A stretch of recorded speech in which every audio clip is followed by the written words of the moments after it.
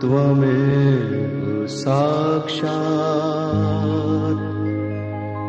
श्री महालक्ष्मी महासरस्वती महाकाली त्रिगुणात्मिका कुंडलिनी साक्षात् श्री आदिशक्ति माताजी श्री निर्मला देव्यै नमो नमः। ॐ त्वमेव साक्षात् श्री कल्की साक्षात् श्री आदिशक्ति माताजी श्री निर्मला देव्यै नमो नमः। ॐ त्वमेव साक्षात् श्री कल्की साक्षात् श्री सहस्रार स्वामिनी मोक्ष प्रदायिनी माताजी श्री निर्मला देव्यै नमो नमः।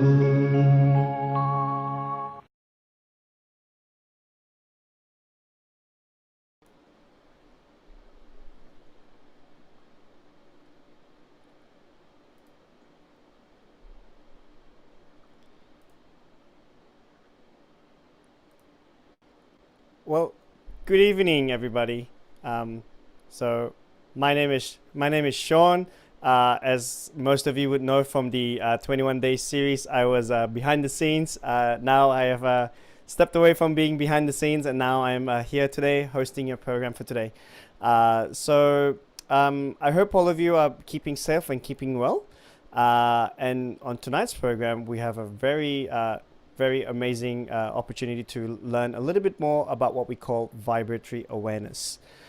So as we recap from Monday's program, we talked a little bit about how to really just recognize the power of your hands, and also understanding the concept of how we need to constantly ensure that we are in the center, or being in the present moment.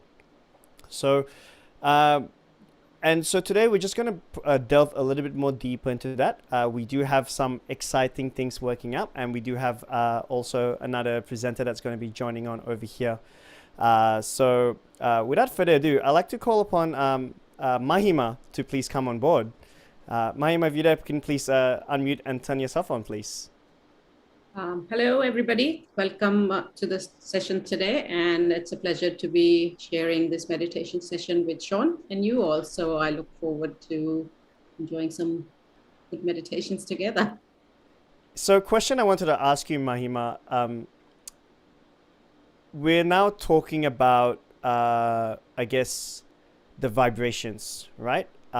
It's something that I think for, between you and I, it's a very, you can go endless and you can talk a lot about it. There's a lot of depth that goes behind it. But for somebody who is, I guess, at that stage where they're trying to understand that, what would you give them as a form of like a roadmap to make sure that they understand their own, I guess, vibratory awareness, if anything? It's a wonderful question, Sean. So vibrations, I'm sure the participants or all our friends who are joining in today would have probably heard that word before. So when we are sitting in meditation and putting our hands open with the palm facing upwards, we do talk about, as your Kundalini rises, you feel a cool breeze on top of your head. Many of you would have probably felt it on top of your head. And a lot of you would have probably felt it in your fingertips or on your hands. So this cool breeze is what in Sahaja Yoga or in this meditation, we call as vibrations. So the feeling, the gentle air that is blowing in our hand or coming out of our head is the physical manifestation of our Kundalini. So how do we know our Kundalini is moving? When we talk about balancing the left and right side, how do we know our left side is balanced, our right side is balanced?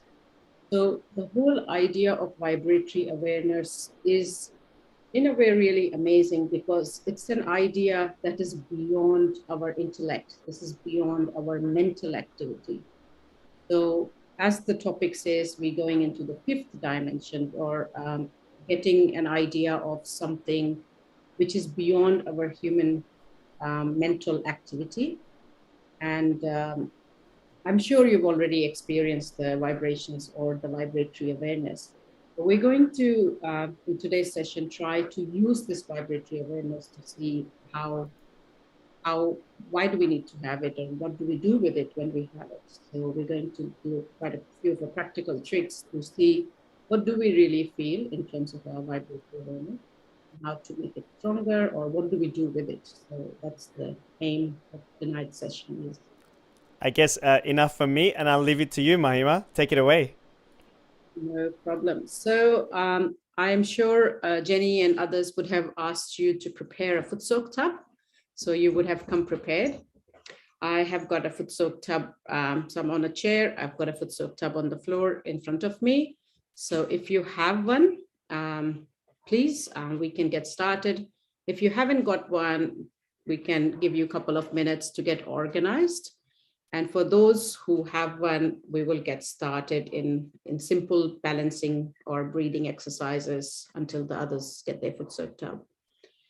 So the very, very simple way to start meditation is just, if you want, you can fold your hands to yourself. Acknowledge this nurturing, mothering energy within yourself. You can thank this energy for being part of our journey or for being part of our life and to nurture us since we were ever human beings. So it's a gentle regard to this energy. And then we just leave our palms open in our lap. And to begin with, we just focus on what am I feeling? I'm just trying to settle myself into this meditation.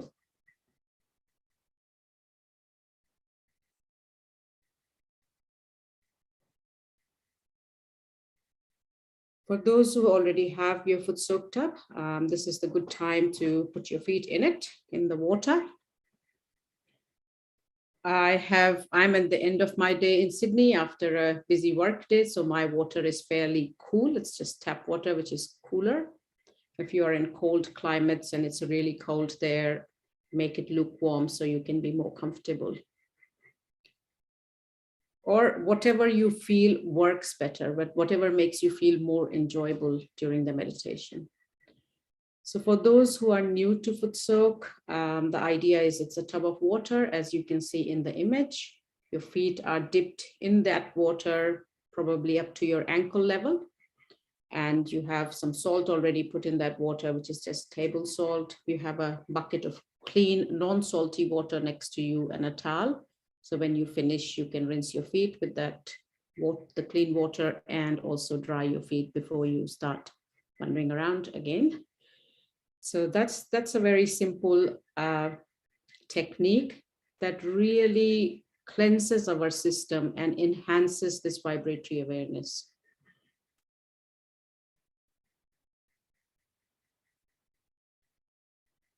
So feet feet inside the bucket of water, hands in our lap, palms facing upwards. Let's raise our right hand all the way to the top of our head and place it on top of your head, onto the fontanel bone, which was the soft bone when we were babies. Give it a gentle massage so all our awareness, all our conscious mind becomes aware of this space on top of our head, this part of our body.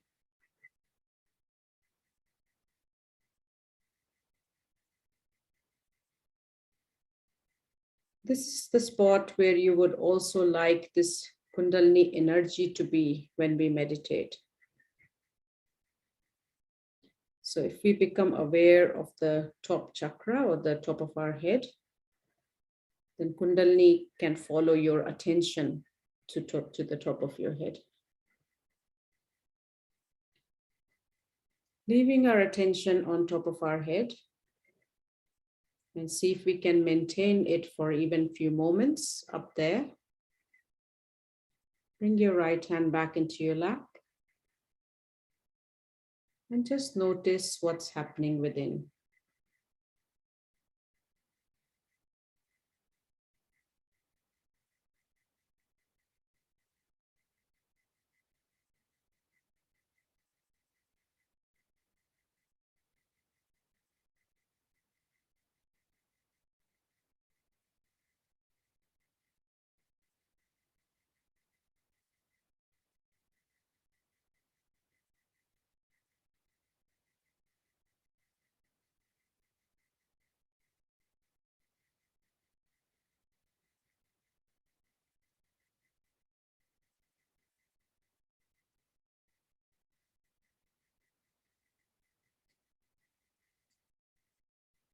Let's open our eyes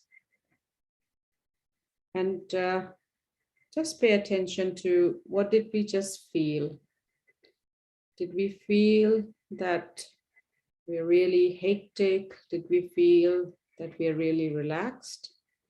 Did we feel very lethargic or sleepy? What is our personal condition of our brain activity?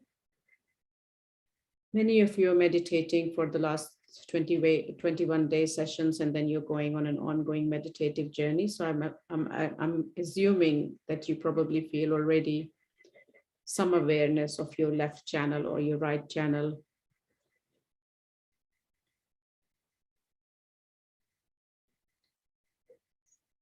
So if our left hand is warm or tingly or heavy, we're going to drop our right hand by our side towards the earth. If you are sitting on the floor, you can simply place your right palm onto the earth.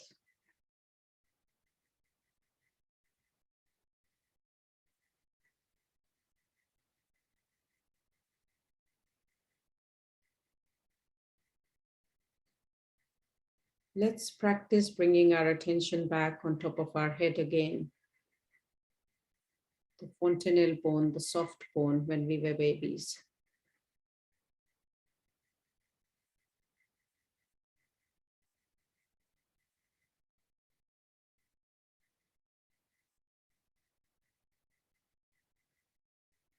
You can ask this energy to balance your left channel. So we can say within ourselves, Mother, please cleanse my left channel.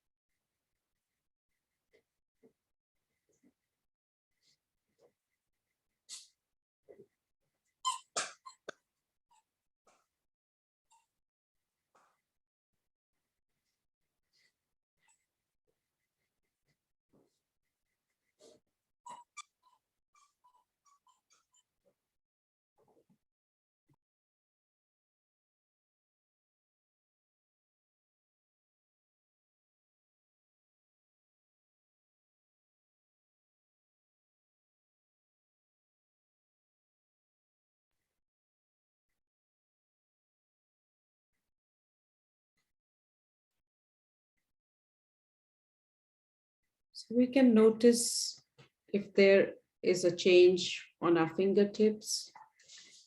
We can notice if there is change on sensations on our left hand. Did we feel that the coolness increased on our left hand if you were already feeling cool?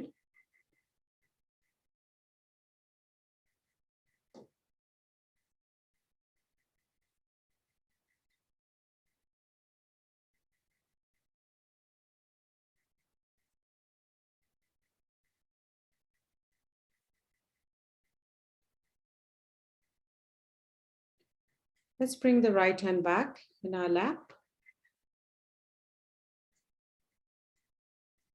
And to balance the right channel, leave the right hand in our lap and raise the left hand towards the sky.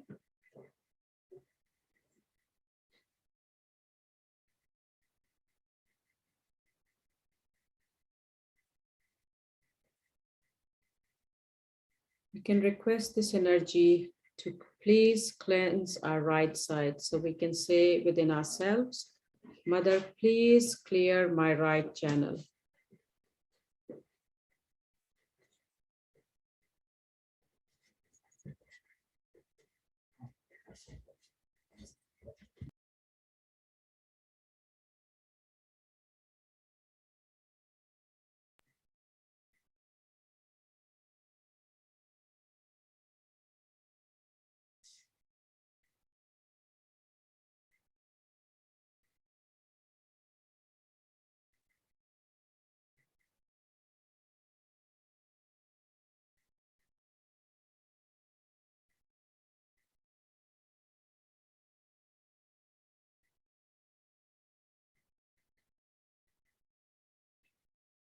Keeping our attention on top of our head, if we can focus there, or just paying attention to our right palm to see if the sensations are changing.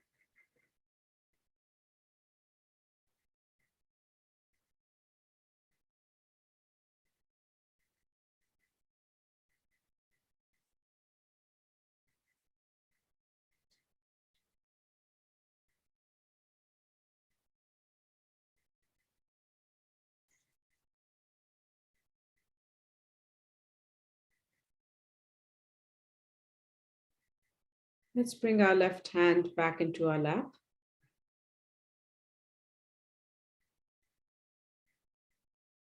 So many a times, just doing this simple balancing left and right will give us a state of balance, and we can just become quite relaxed and become thoughtless by not having a thought of the past or the future. We come into the balanced state of present. However, if you've had a very hectic day, it might take a bit longer. The other way we could help this left side or the right side and our chakras to be in balance or to cleanse them is by individually putting attention to each one of them, saying the affirmations of those chakras, or even working on those chakras with our hands. So that's what I'm going to show you now. So leaving both our hands in our lap,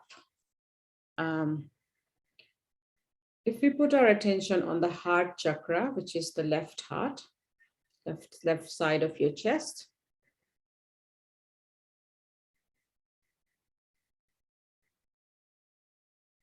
so if you feel a tingly finger feeling in your small finger on your left hand represents the left side, your right hand represents your right side.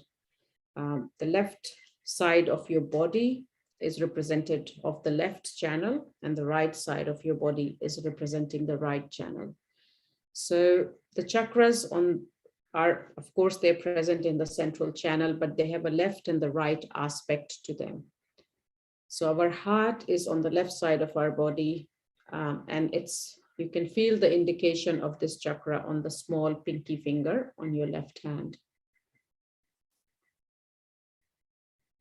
So let's place our right hand onto our heart,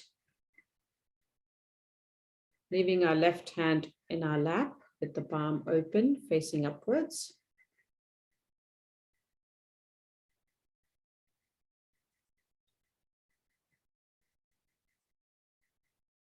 What you might notice is as soon as your hand goes onto your chest, you suddenly become conscious of where your hand is.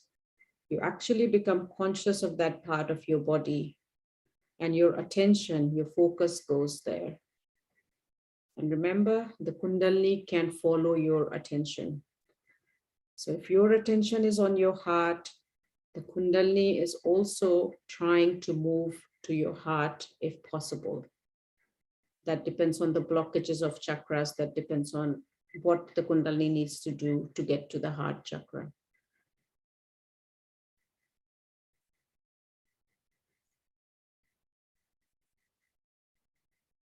So to clear this chakra, I'm showing you the heart chakra because it's probably the most easy for you to view, since I am sitting down and you probably can't see my whole body.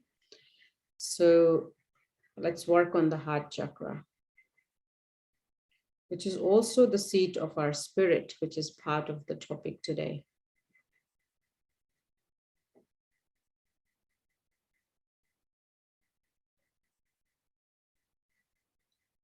Keeping our eyes closed with our right hand on our heart, let's take a few big, deep breaths in and out. So take a big, deep breath in.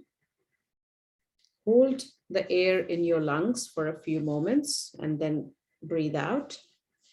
And then don't breathe immediately in, just wait for a moment and then breathe it in and then hold it in the lungs again. This is a great exercise that we can do, that we become actually aware of the inside of our body, where our lungs are, where our heart is. So let's breathe in, a big deep breath in, and hold that air in our lungs for a moment.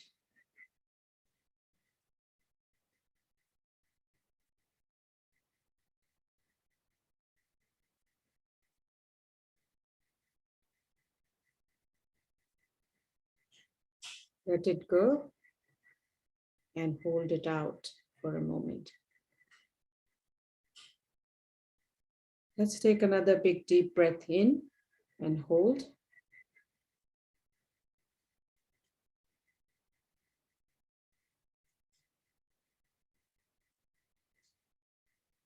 And out again. Let's try doing this a few times. And you might notice that your full awareness is in your heart or in your chest for that time period. So let's do it a few times ourselves, in and out, and holding in between, and see how we feel.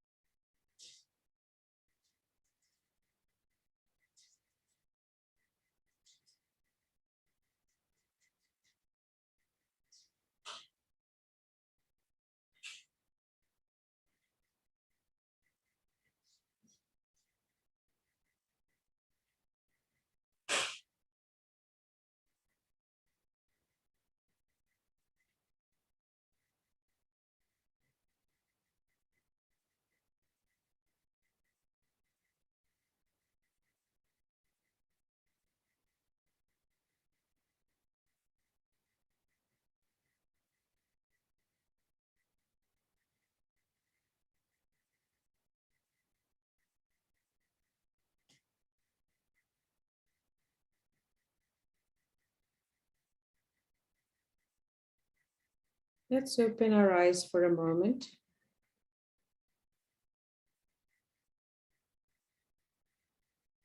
On the slide on your screen, you look at the red dot on the photograph of Srimataji.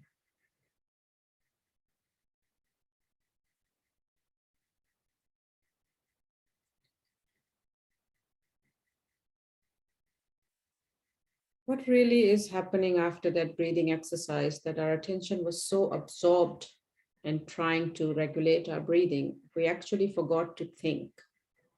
So if you can look at the red dot,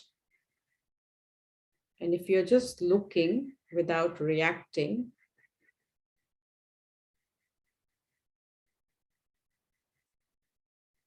then you are possibly in the state of thoughtless awareness.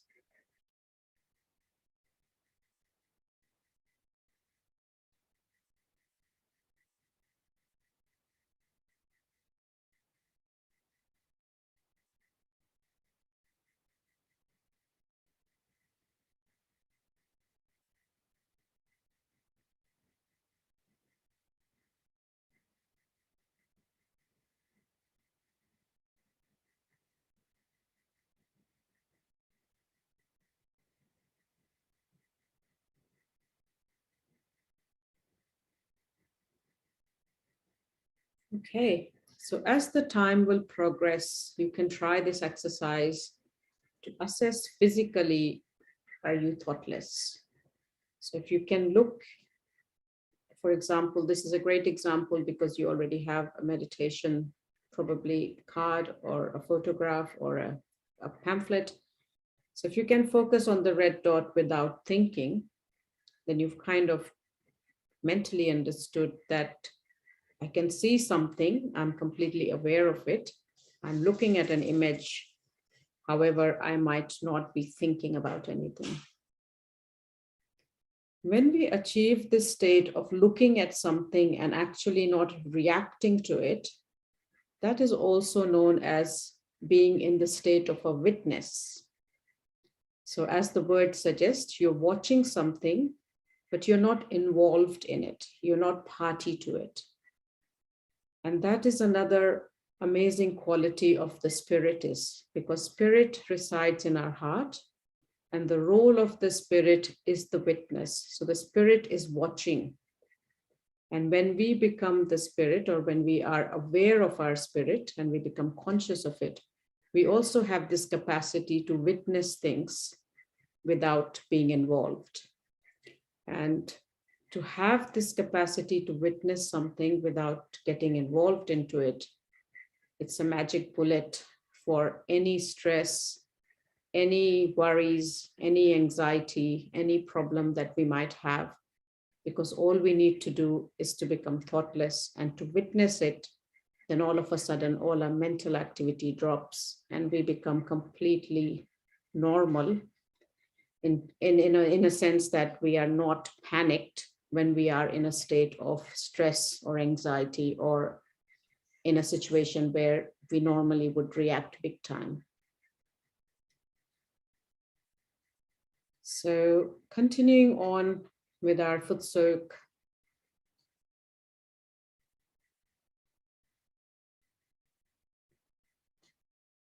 The other way to work on this particular chakra or any of your chakras is using your hands, as Sean was saying, as you learned from Andrew last Monday, that our hands can also support. So putting our hands on particular chakras also helps because your attention is there. The other trick you can do is you can rotate your hand in a clockwise direction, which is like a wheel. So imagine if you were wearing a clock in your neck, if your hand is going clockwise in front of your body, what you're really doing is you're rotating the chakras. And chakras is a Sanskrit word which actually means a wheel.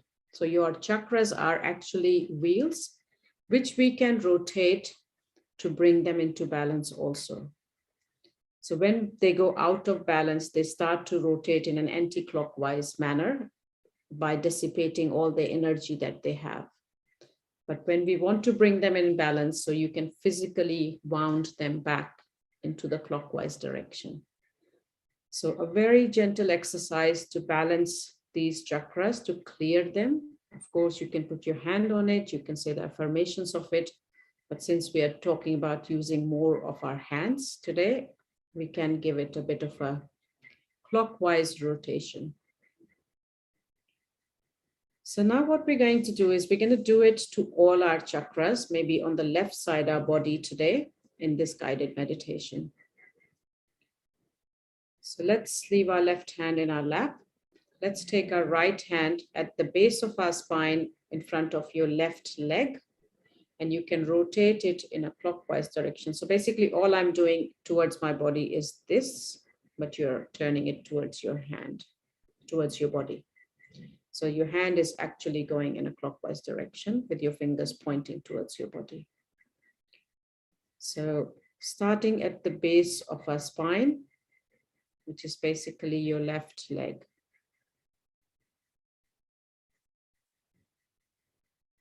And you can take the heat or the imbalance of this chakra and you can drop it into the Footsoak water symbolically just by going like this. So everything is symbolic. Rotate and drop. Rotate and drop. So let's do that for the first chakra, bringing all our attention to the left side of the first chakra, which is at the base of your spine.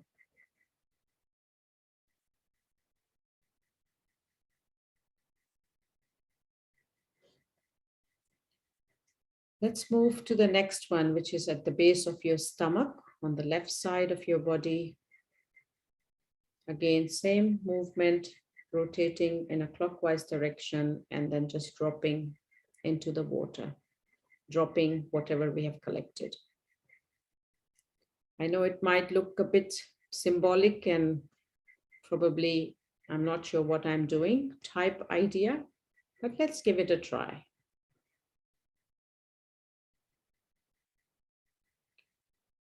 Let's move to the third chakra, which is in the region of your belly button, of your navel. On the left side of your stomach, you're just rotating your hand and dropping it into the water, symbolically.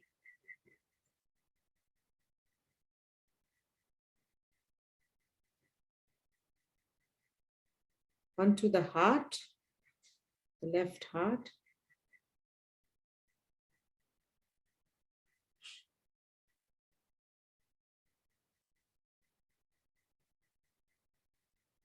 The left side of your throat or your left shoulder.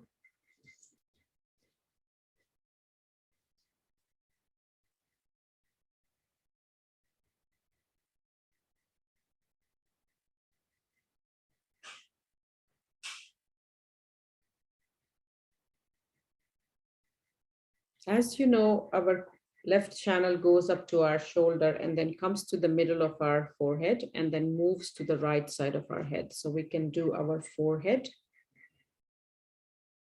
which is the sixth energy center.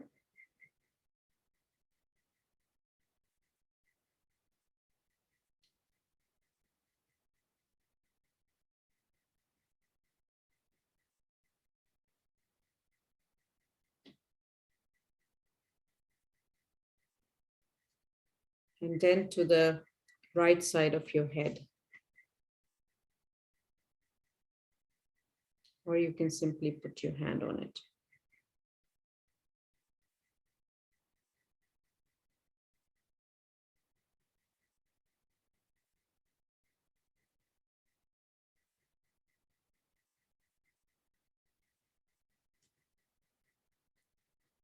Let's bring our right hand in our lap again. And now notice the sensation of our hands. Has anything changed from when we started our Footsoak to now? Is there a difference?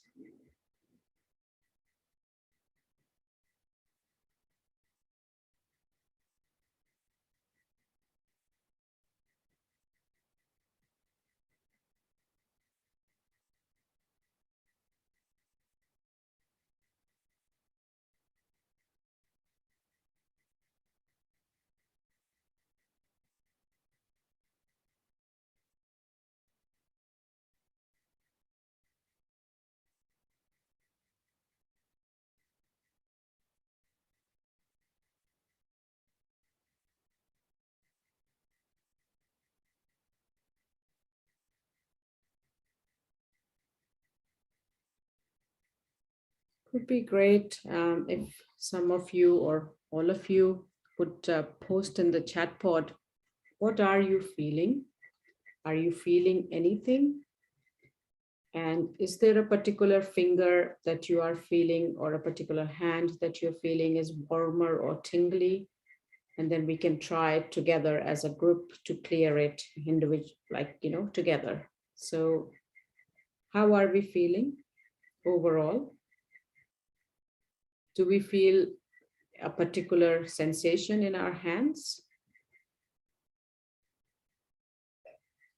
And which finger is it? If it is a particular one, you can pinpoint.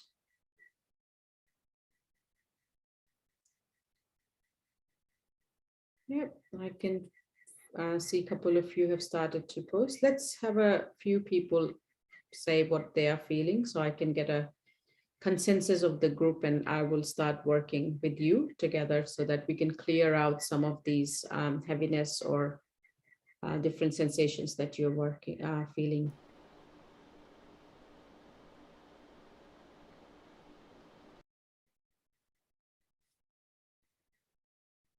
If you can't feel anything, it's a good indication also to say, I don't feel anything, which is absolutely fine. I think I told you in the last session that I was part of with you all that I actually didn't feel anything for 6 months. You have done 21 days and you're already telling me you're feeling all these things. So you're way, way, way advanced than I was when I first started. Okay, so I can see a couple of comments. So one of you is saying heaviness in the right, heaviness in the hand is gone, feeling cool on the left, but left neck is a bit stressed. So your left neck, your fifth energy center. So we can collectively work on it together. So what usually does happen when you feel a particular catch or a particular imbalance or a particular indication that your body is telling you while you're meditating that something's aching you or whatever? So just put your hand on that energy center, on that chakra.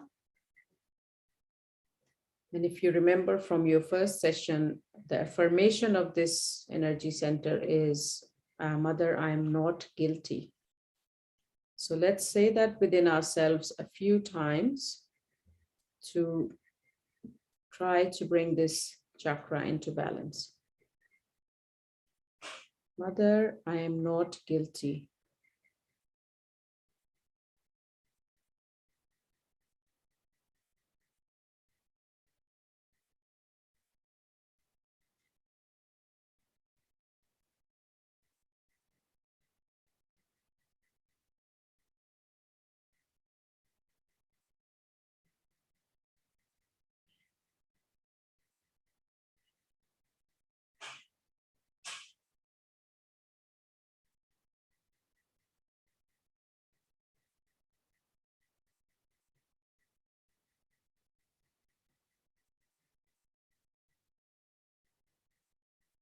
We can keep our focus on top of our head while we do this exercise and see if it relieves or if it becomes lighter.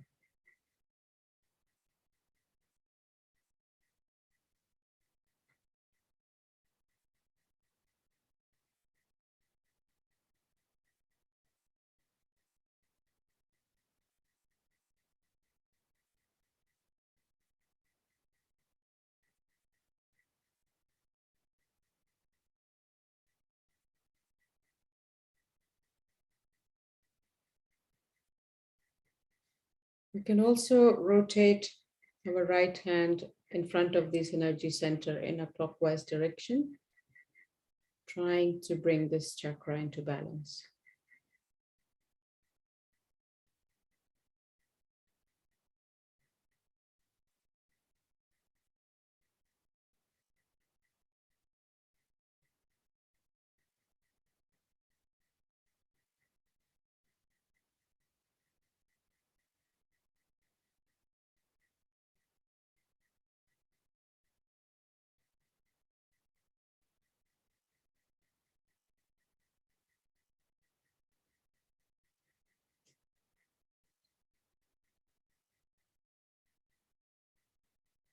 And then let it go. Because remember, the Kundalini energy is doing the work internally. We are only facilitating or adding an additional, little 2 cents worth of our help from outside. So you have to let this energy manifest and work and not get too attached by trying to fix everything. Because remember, we can only fix things from outside using our mental activity or our physical activity, which is again using our left side and the right side. So the idea is we understand this energy, we become aware of this energy, but we let this energy do its work. However, we facilitate it by putting our attention onto those chakras which needs additional help. Mahima, I can jump in and maybe read some of the ones that we see in the chat over here to maybe help you out. Would that help? That's great. So we've got someone over here that said they're feeling on their left middle finger and left index finger.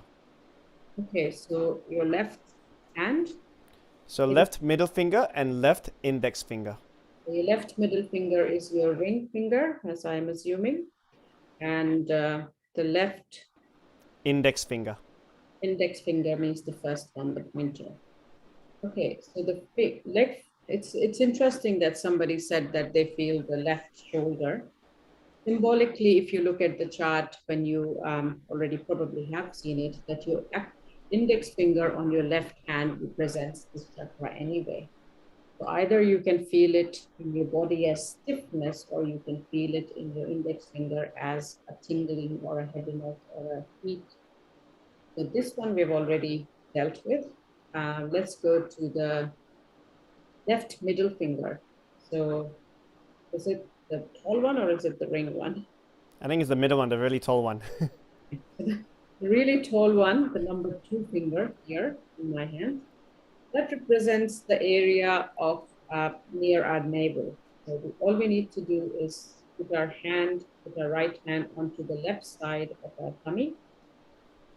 That's where in the chart you can see it says number 3 east. We can request again the affirmation of this chakra. Mother, please make me peaceful. It's also the chakra of your satisfaction. So you can say, Mother, please make me satisfied.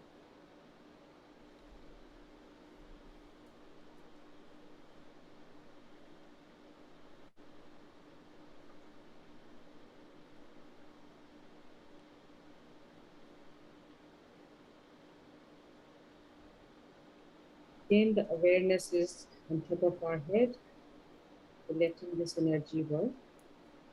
We feel enthusiastically that we want to help from outside. You will create your hand on that region of your stomach with an additional help.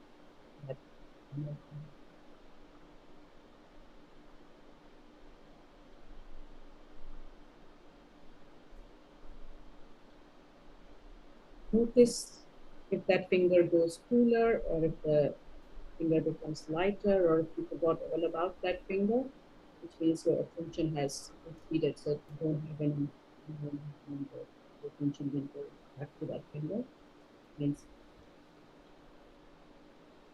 let's move on to the next.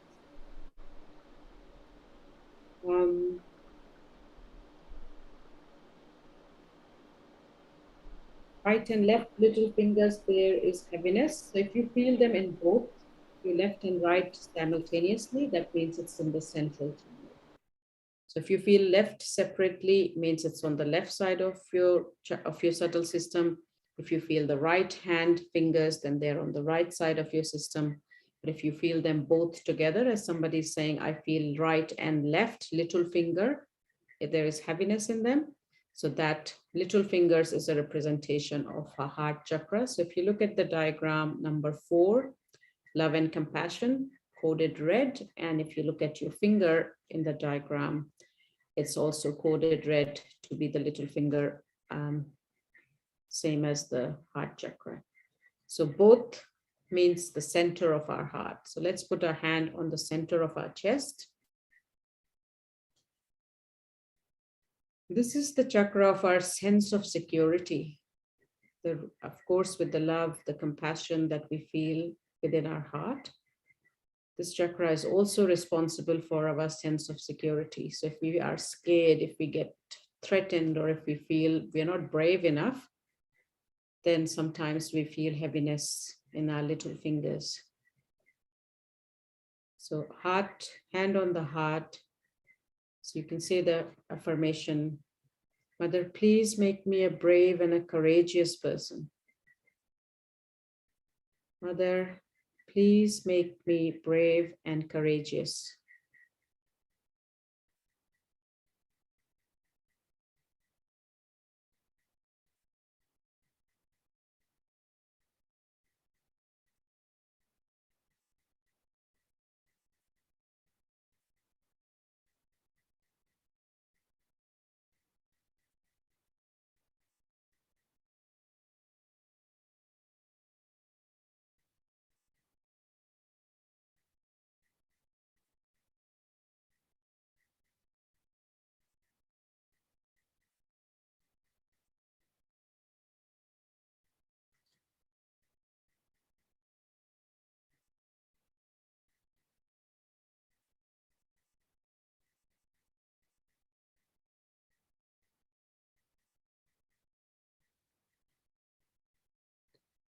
The trick you can still try is rotate your hand, right hand in a clockwise direction on top of your heart chakra in the middle of your chest, and see if that makes a difference.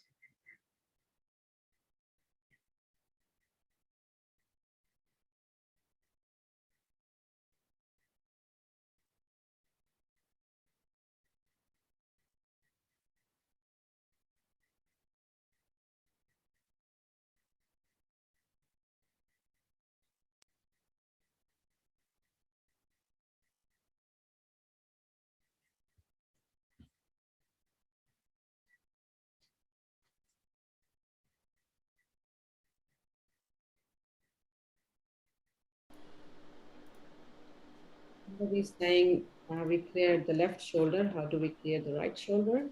So to clear the right shoulder, this time you can try two things. You can rotate your right hand onto your right shoulder chakra. Simply what we're doing on the left side of the body, we can also do it to the right side of our body. It's a rotation. If you want to place your hand, then use your left hand to place on your right shoulder. This becomes easier. However, I think this might be a little bit more trickier to meditate with than to use this. If you're placing your hand onto the right side of your body, maybe it's easier to use the left hand to work on the right side of the body.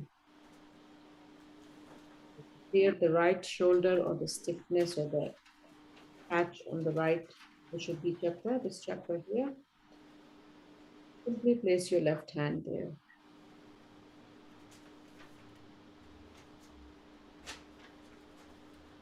This chakra, the quality of this chakra is our reactions. So when we react too much, or we are very prompt to get involved in everything that is happening around us, then this chakra goes out of balance. You can just say, Mother, please take away all my reactions.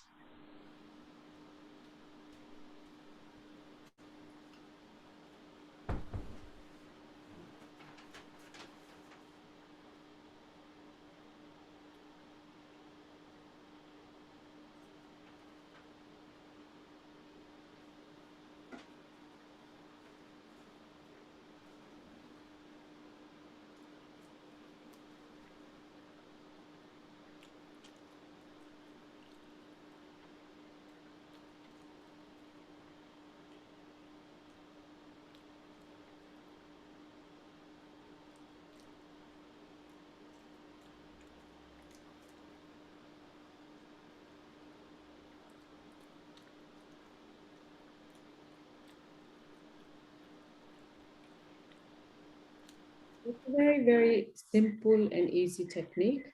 So while we are doing a Footsoak, you are very welcome to try to see what you feel, because Footsoak is a blend, it's a balancing, it's a cleansing meditation.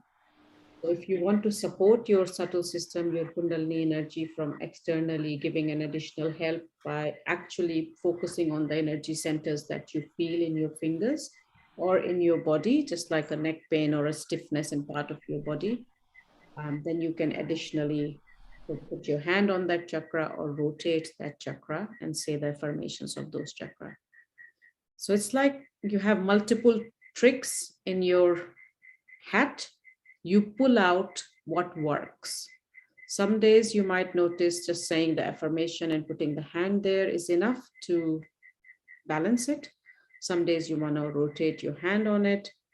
And some days you might sit there for half an hour and still might not, nothing might change. But the thing to realize and to know is we shouldn't get stuck or indulgent in just doing this ritualistic practice from outside. Remember, the purpose is still that our attention should go on top of our head and we become thoughtless. So if we are actively, frantically finding what is catching and what is not catching, and our whole attention is in the action mode. Now let's clear this, and now clear this, and now clear that. Trust me, if it becomes like that, then your attention is not on meditation. You will be doing another activity, just like working or riding a bicycle or driving a car. So the tricks are there. The intention of all these little tools are that every time we put our attention on a chakra, we are enhancing our capacity for our Kundalini to go on top of our head so that we can become thoughtless, which is the aim of the meditation. Meditation is nothing but a state of thoughtless awareness.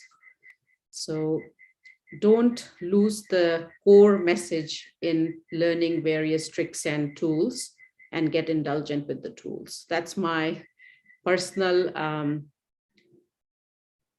take on it. And also, when we have these blockages, it sometimes can take a long time, depends on how long we've had this, to balance. So we might not feel that our stiffness is completely gone or the tinglies is completely gone for the 15 minutes we sat with our feet in a Footsoak tub. But the good idea is just let it go, because remember, the work is actually done by Kundalini. You are only aiding it through your desire. So all you can do in the end is say, Mother Kundalini, I surrender my blockages to you, my catches to you, my imbalances to you. You work it out, because you are already doing enough in the outside world with your work and your life and the family. So you don't need another additional headache to figure out what's happening in your chakras in terms of you clearing it, because again, it's not going to work, because that's mental activity or your emotional activity, the left and right side. You want this energy to work that. So let it go and let the energy. And some days you will feel that you've had a hectic day and you completely feeling like, oh, all my fingers are pulsating and they're all heavy. And next minute you have just gone to walk in a park and you've come back and your whole body is just completely relaxed without you become even aware of that your chakras were just balanced while you were walking on the grass, without you saying any affirmation, having a Footsoak or anything. So various tricks, the nature will be a great help. Earth is a great help to absorb a lot of imbalances. Sea is a great help. So anywhere where you're naturally with the elements, you will be finding those clearing takes place really quickly. Any questions or comments before we go into a short talk with Srimataji talking about our spirit? Anyone has any questions? Okay, if you can't think, we'll go into the talk. This talk was given by Srimataji in 1987 in Birmingham in UK, very early days. So she's talking to some new seekers who are coming to understand what Sahaja Yoga is. So we'll listen to it for 5 or 7 minutes. Another thing you can do is you can rinse your feet now to finish off your Footsoak. So you can just meditate while this talk is happening. So I'm just going to rinse my feet and I'll leave my tub just next to me for the time being.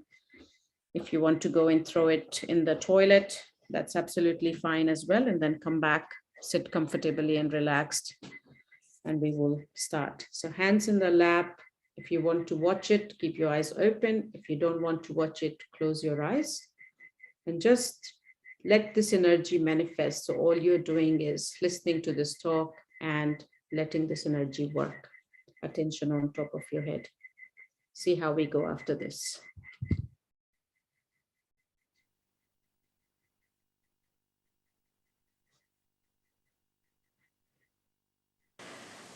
Now, today I cannot cover all the centers because if I start covering all the centers, it will be a very lengthy thing. I've covered 3 centers as you have seen, the Muladhara Chakra, the Swadhisthana and the Nabhi Chakra, and others I'll cover later on tomorrow. But I must talk about the spirit, about which we are talking for ages now, that we have to become the spirit. Now, English language, as you know, spirit can be anything.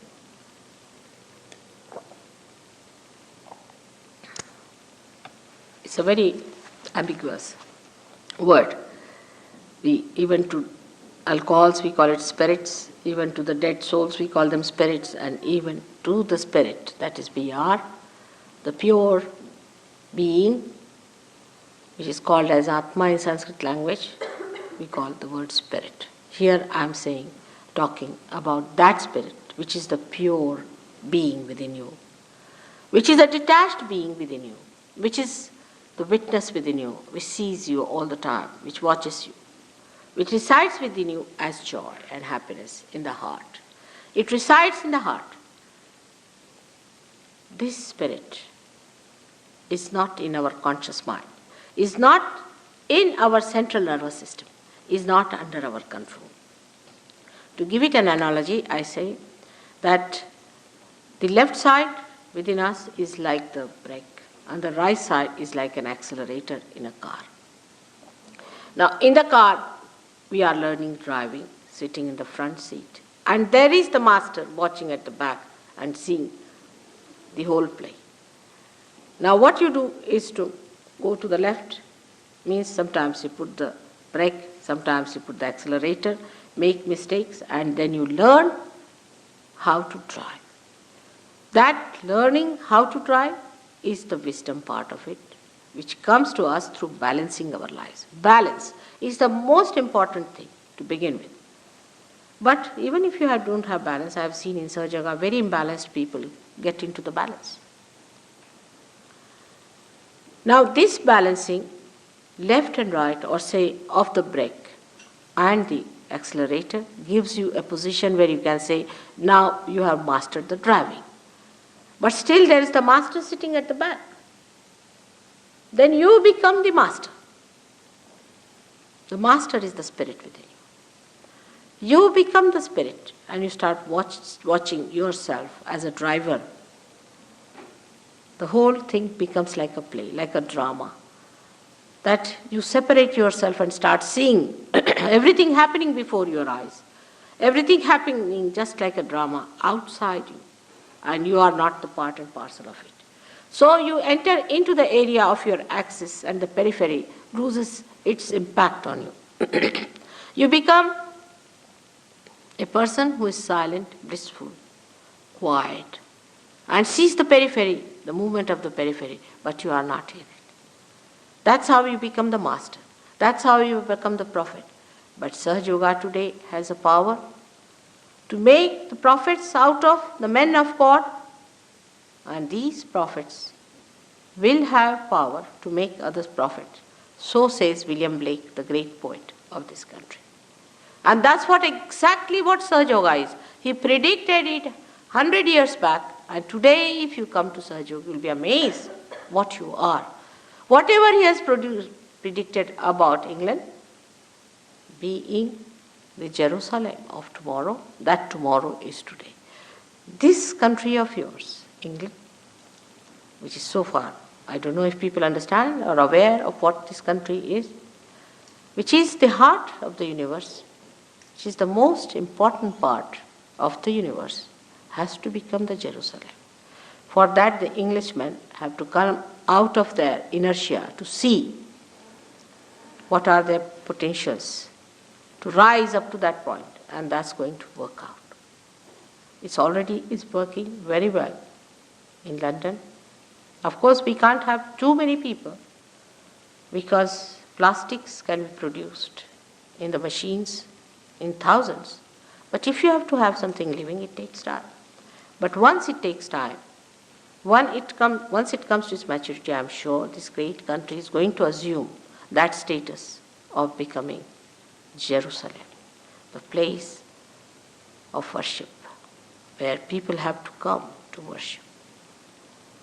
It's very surprising. Things are happening with Sahaja Yoga.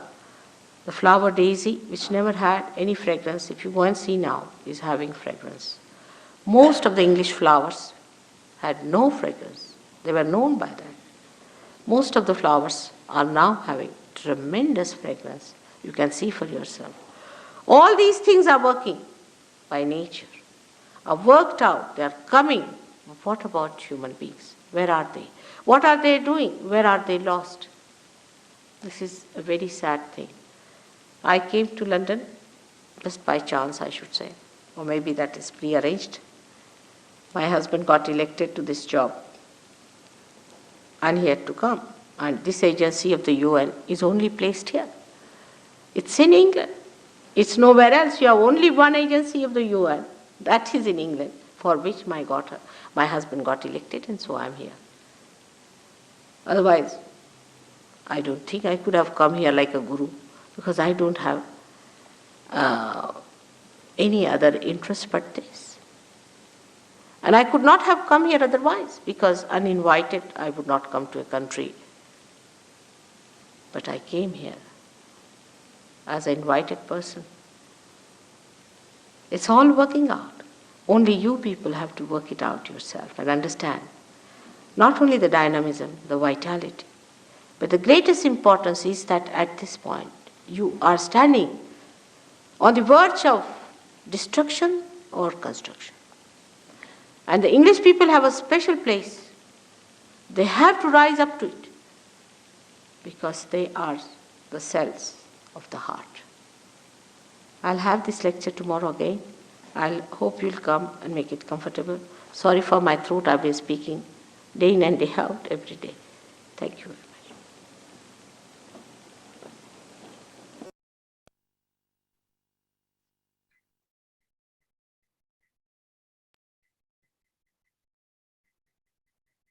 Just leaving our hands in our lap, attention on top of our head.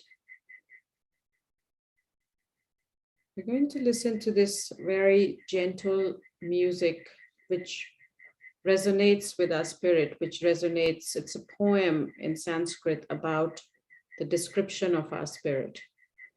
So what we would like to do is either have your attention onto your left heart or on top of your head, wherever you can stay there, either here or there. Both are fine.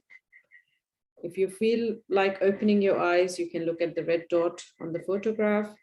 If you want to close your eyes, and we're just going to do a meditation for next few minutes with this music in the background. This time, Shivoham, Shivoham, Shivoham, Shivoham, Shivoham.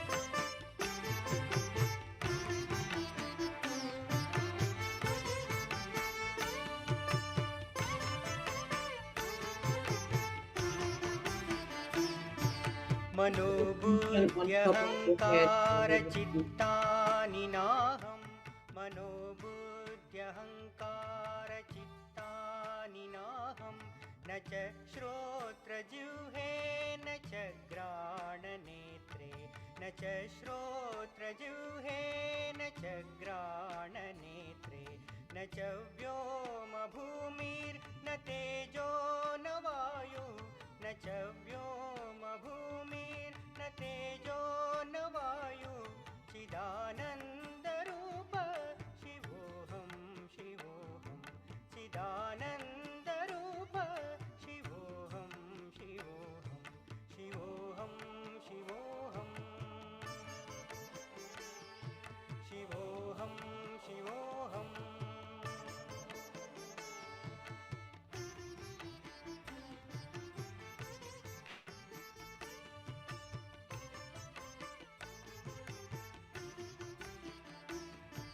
च प्राणसंज्ञो न वै पञ्चवायु न च प्राणसंज्ञो न वै पञ्चवायु न वा सप्तधातुर्न वा पञ्चकोश न वा सप्तधातुर्न वा पञ्चकोश न वाक्पाणिपादं न चोपस्थपायु न वाक्पाणिपादं न चोपस्थपायु चिदानन्दरूप शिवोऽहं शिवोऽहं चिदानन्दरूप शिवोऽहं शिवोऽहं शिवोऽहं शिवोऽहं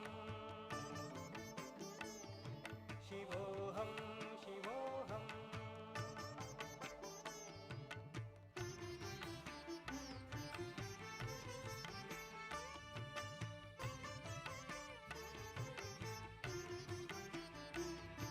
न मे द्वेषरागौ न मे लोभमोहौ न मे द्वेषरागौ न मे लोभमोहौ मदो नैव मे नैव मात्सर्यभाव मदो नैव मे नैव मात्सर्यभाव न धर्मो न चार्तो न कामो न मोक्ष न धर्मो न चार्तो न कामो न मोक्ष चिदानन्दरूप शिवोऽहं शिवोऽहं चिदानन्दरूप शिवोऽहं शिवोऽहं शिवोऽहं शिवोऽहं शिवोऽहं शिवोऽहम्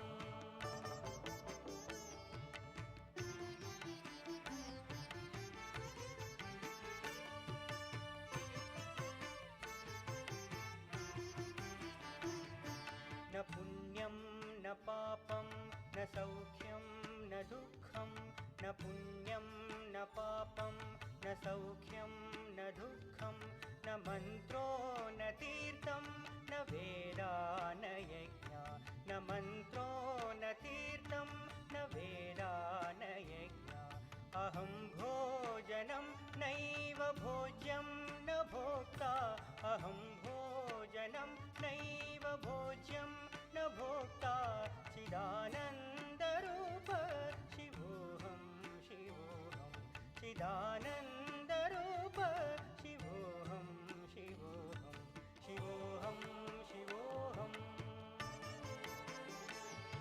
शिवोऽहं शिवोऽहम्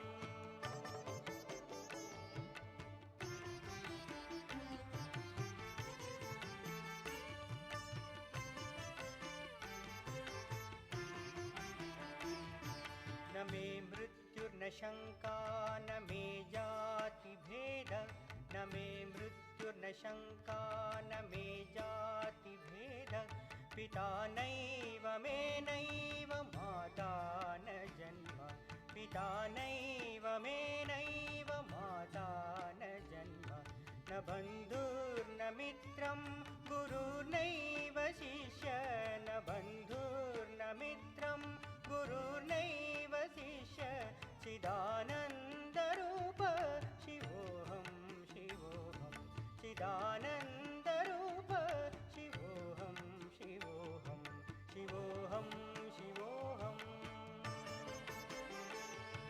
शिवोऽहं शिवोऽहम्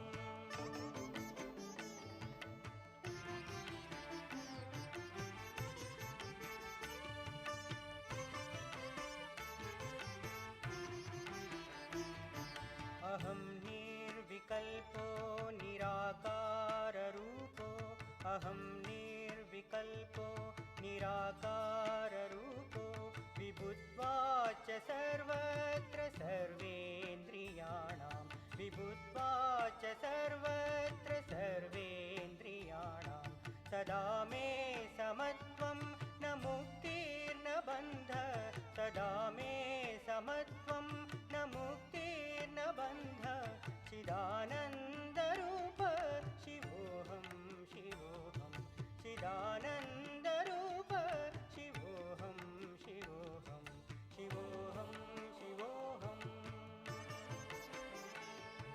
शिवोऽहं शिवोऽहम्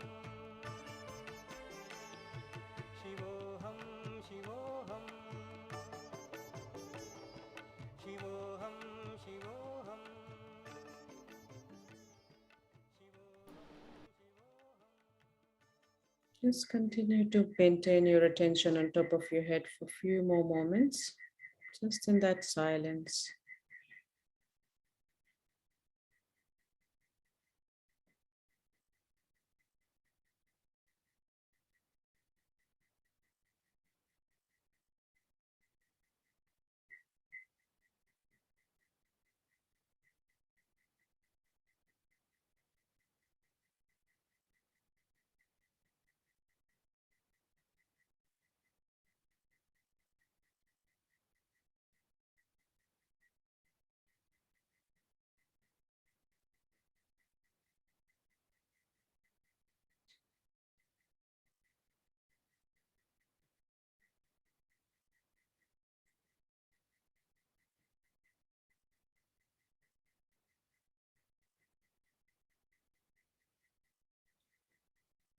When you're ready, open your eyes.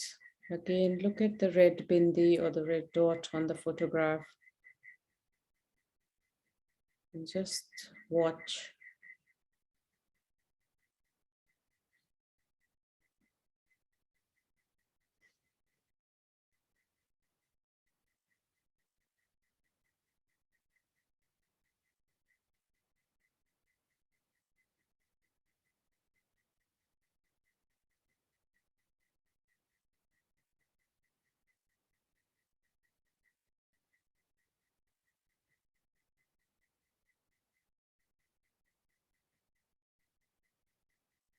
To finish off again, as we started, you can just fold your hands if you're comfortable to do so. You can thank this energy. You can say, thank you, Mother, Mother Kundalini.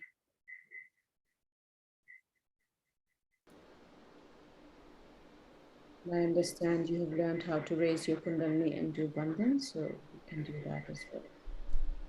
So the left hand goes up smoothly and the right does circles around it. Not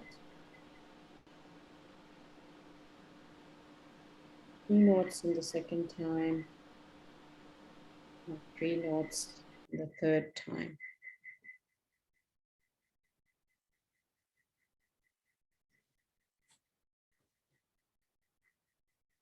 So now we do this, which is called as the bandhan, or the raising, like your right hand as a rainbow from left to right and back.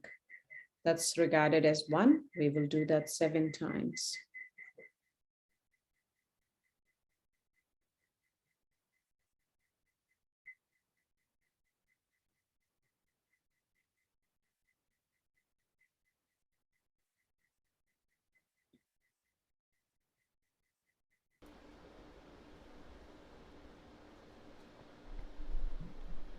Thank you, everybody. I hope you felt relaxed and were able to meditate and became aware of your vibratory awareness, what your left or right hand is doing, what indications are you feeling, and how to balance them.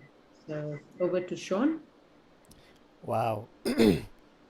Wonderful session. Thank you so much, Mahima, for really just walking us through that. I have some questions, if you don't mind me asking, if possible. Are you okay with that, or? Yeah, of course, it's a pleasure. Sure. Well, I guess it's very interesting just listening to what Shimaji was talking about just then, and she was talking about how it's all about being in the spirit, and I guess the stream of events that she had to go through, where her Shimaji's husband was also happened to be in working at the same time, and she happens to be there as well. You talked a lot about the fact that we want to just, I guess, detach ourselves from how we're feeling and everything. For, I guess, a lot of us here, we're probably, working. We've got a lot of things that we sort of, I guess, wear multiple hats, and we do many, many various things, right? So my question to you is, using the techniques that we have not learned today, how can somebody be able to know how, like, to be in touch with their spirit and actually understand what's going on, and also be able to, I guess, rather than being the driver, but being the passenger of that journey, if that makes sense? Yes. So it's a great question, Sean. So how do we become the passenger, then the driver? So as during the meditation, I said that this is another dimension or the awareness that we have become. It has come to us by having this idea of Kundalini energy and the subtle system of the chakras and the channel. So once we know that our body is being fueled, the energy that is coming from into our subtle system is through these chakras, or this Kundalini is the one which is nourishing us. So it's great to have somebody, if you want to personify it, that you have a Kundalini energy, which is like a mothering energy, a nurturing energy available to you at all times. So I feel, to put it in a context, that when we were small children, our parents did everything for us, for example. So we didn't have a worry on the world, that we knew that our mom and dad will keep us safe, or they will look after us, or, any loved one that we had, our family will, meet all our needs. So a good way to think of your Kundalini energy, and that's why we acknowledge it as a mothering energy, as a nurturing energy. We need to have this faith that this energy is doing most of our work for us in terms of our physical being and our subtle system, which is basically what we reflect on outside. So for example, if I have a very bad heart chakra, which is all blocked up, I will be a scaredy cat type of a person. Everything will scare me. I will be not willing to take any challenges, or I'll feel threatened when I'm at the workplace or somebody says something. I'm just going, oh my goodness, they're going to attack me. So if our system is already balanced, then we won't have those personality or the issues that we reflect as people outside. So it's really, really amazing to have this additional energy within us, or, the connection to this energy that can help take off that driver attitude, which is basically nothing but the result of our right side, which is our ego, which makes us think I am, which is the core of the word I. So we don't want to be neither I oriented nor them oriented, that everybody else says so I should be doing this. We should be spirit oriented, where we are either witnessing or we're letting this energy keep us into balance. So the more we meditate, the more we get in touch with this energy, the more we start to understand this energy, the more we let go. So that makes your life very easy. So when you meet meditators, you find them, they're very chilled people. So you wonder why they're so chilled, because they've let go. They're not holding on to controlling or, taking their own agenda. They're just going, okay, it will work out, it will happen. I like the the language that you said. It's not about I am. You start to separate yourself from that action, and I think sometimes and also I like the fact that you mentioned about the ego, because I think sometimes for a lot of us, we're very focused on I did this, I did that, very I focused, and actually in reality we are kind of pumping our ego in such a way, but really it's actually the action, and we're just I guess like you said, enjoying the ride, so to speak. And I like that little anecdote at the end about the fact that us meditative people, we're very chill, we're sort of take it as it come kind of thing and whatnot, isn't it?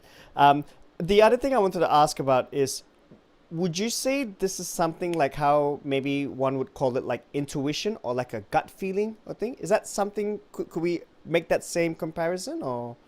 I sometimes think it is. However, again, Kundalini gives you a solid answer in a way that you either feel it or you don't. So either if I feel my hands are hot or not. Gut feeling and intuition could change if our mental activity takes over that intuition. So many people are very, very intuitive. I myself I am more intuitive. But however, I've noticed that I might have a feeling that, so for example, if I go for a job interview, I look at my new workplace to be, and I can get a feeling, oh yeah, that looks really good, and I think I will be really perfect for this role. However, I have no idea beyond the physical and the intuition that I have seen, because what has happened is, even though you have a feeling with an intuition, straight away your intellect, your brain takes over and it starts to analyze. This is okay because the environment's great. This is okay because that lady smiled at you. Because you tried to justify the intuition to make it comprehensible by your brain so that you understand that what you might be feeling is okay because of this. You start to list those items.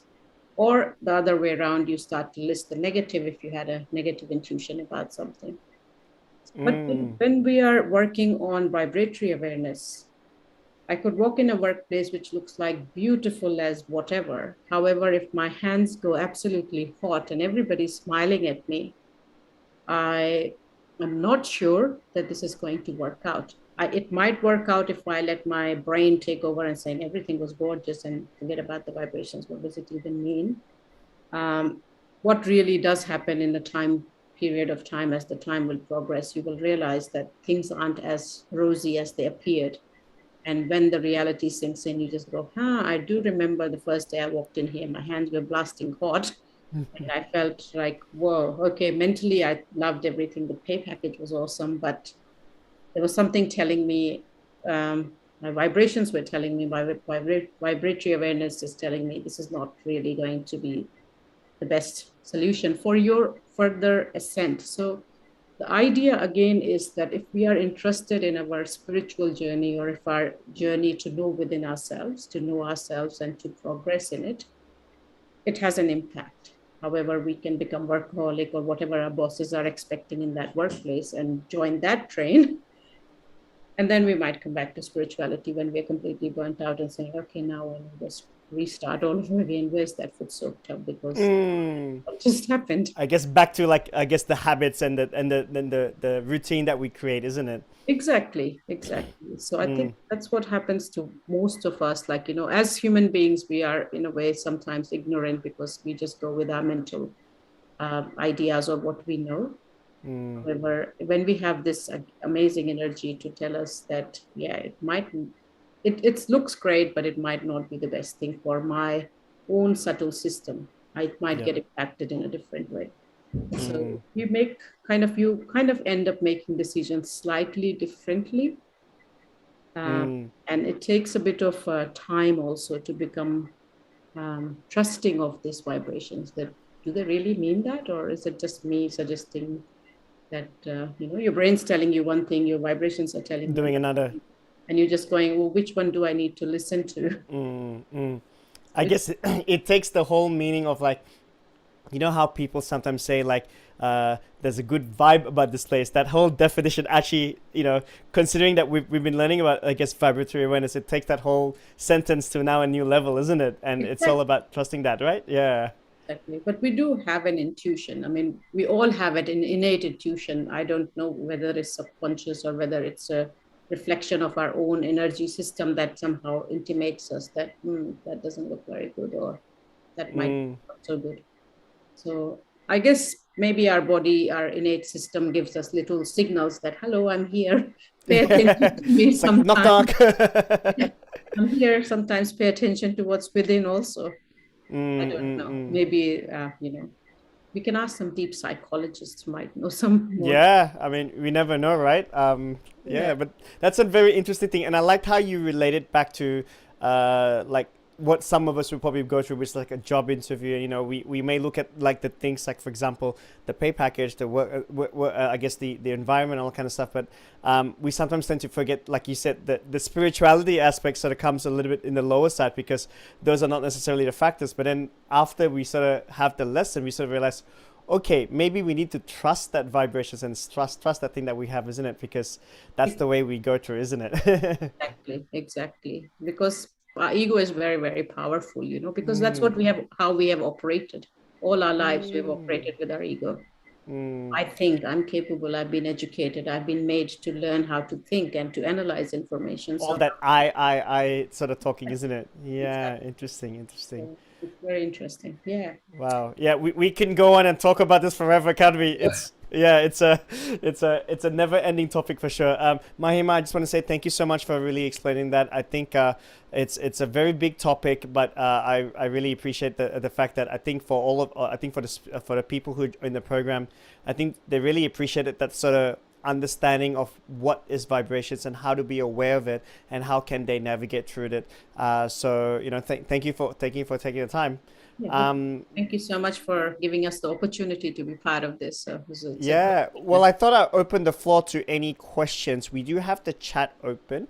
So either myself or Mahima can answer some of them. If you have any questions, please type them in the chat and we'll take it from there. So we'll just wait for some questions. Hopefully we will have some.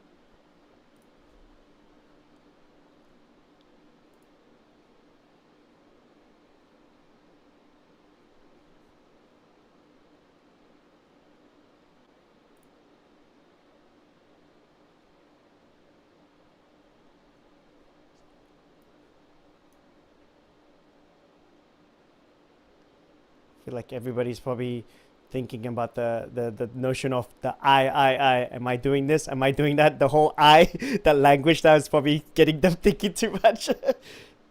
or they're all thoughtless, which is absolutely awesome. They can't think of anything, which is great. That's it. Yeah. So Pooja had one mention over here. In the last session, we learned about the oil massage to increase our sensitivity to vibrations. How often can we do this? What are your thoughts about that, Mahima? In the Western world, when you have time or when you have the space to do it, there are no rules in Sahaja Yoga. You do it as needed. If you want to try it every day, by all means do it.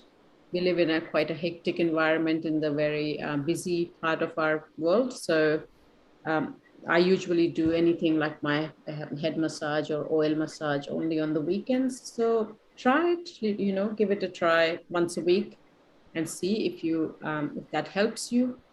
Maybe if you have more time, you can try every alternate days. So again, there is no hard and fast rule. See the impact of the first time you do it. And if things improve, you don't have to do it again and again. So if you're already feeling sensitive and you go, wow, this is great, I already feel everything, you don't have to do it again. But if you want to do it, just give it a weekly or a monthly dose after that. So again, there's no rule, just what do you want to gain out of it is the purpose. So. And I think it's important to just to jump on that as well. I think you mentioned a lot about making sure it doesn't become like a ritual thing, and it becomes like you start doing the action for the sake of doing it, and you sort of have a mental thing of like, oh yeah, I did a Footsoak, so I should be feeling okay. And if you have that kind of thinking, I think that would sort of be a little bit like, then I guess for me, I personally feel you're doing it for the wrong reason, because I think you're not sort of actually understanding how your spiritual, like your vibrations and feeling and whatnot. So those, I guess, just on that as well, and feel free to tell me if I'm wrong over here, Mahima. But the techniques are there for you, but it comes to you for you to just see how you're feeling. And that's just a way to help nurture, like what Mahima was saying, is that it's all about nurturing that motherly energy over there. But don't be like, okay, I've done 3 hand rubbing this week, I should be feeling good. Obviously the more you do it, the better, but it's not so much about the action, it's about the intention and how you're feeling in a moment. Would you agree on that? Or? Yeah, exactly. So yeah. The bottom line of the meditation is to become thoughtless. Anything that makes you thoughtless is the go-to technique, basically. And trial and error, see what works for you. Because again, our subtle system is different we each have our individual subtle system. So what might work for you might not really work for me. Something else might work for me. So just trial and error and see what works. I mean, for example, the Footsoak, I have tried doing Footsoak with warm water. I never feel good. So that's just my subtle system. Some people cannot do Footsoak in cold water. They'll get a cold. So that's their subtle system. So I can do Footsoak in a very cold water, no matter what the weather is. But that's what my system needs. So this works for me, so I do it. So you do what works for you. Very true. Very true. Awesome. Let's see if we got any more questions. We can probably do one more. Lily has said, thank you so much for today's meditation. So relaxing, cool and blissful. Soham mantra in the music was so soothing. I think she meant Shivoham. Please share the link. So we'll definitely share that on the chat, Lily. Many big thanks again. Good night. And Rena just said that this meditation was super powerful, which is very cool. I'm sitting under my tree. A leaf fell onto my left hand whilst in meditation. Wow. Lucky you go. you. You can meditate at the tree. That is fantastic, Reena. Yeah, that's wonderful. Thank you. I mean, your Kundalini is doing the work. We are basically just, again, we are just a tool, just like a Footsoak tub. So just, thank your Kundalini energy and you can thank Shrimataji for all the knowledge that, that has been bestowed upon all of us. So That's it, isn't it? Yeah. Look, I guess we'll leave it at there for today. I guess thank you everybody for being here today. Really appreciate it. As always, if you all have any questions, please ask in the WhatsApp group. If any of you who are having your mentors, reach out to them. They're there to help you out. But again, we'll, I guess, have a great weekend, and we'll see you on Monday, 8 p.m. Sydney time. See you, everybody. Have a good one. Thank you. Good night, everyone. Bye.